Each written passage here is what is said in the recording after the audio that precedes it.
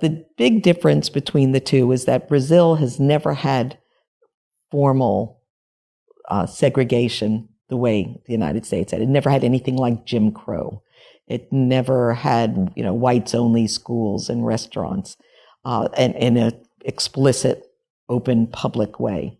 Discrimination and racism in Brazil typically operates in what we might call more subtle ways, so that I think looking too black, whether we mean skin color or features, often in a job interview will put you at a disadvantage. So you could be of partial African descent, but if you're relatively light, you can get the job. So somebody who might be excluded for being black in the United States wouldn't be excluded in Brazil. So it looks like, oh, we're less racist, but somebody else who is blacker is going to be excluded because they look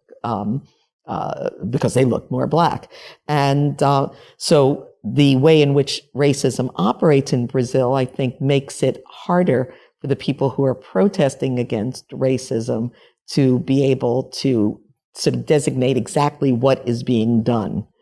Because they could say, oh, well, we have someone here in our office who clearly has some African ancestry and so on.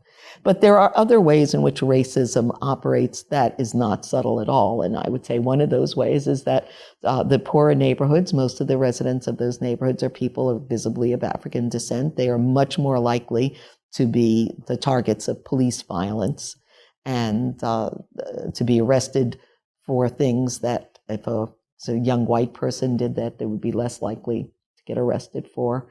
And so they are much more likely to be the subject of harassment and violence by the police, which occurs in Brazil at a rate that is way higher. Even now that we're aware of how much goes on in the United States, it's still much worse in Brazil than it is in here.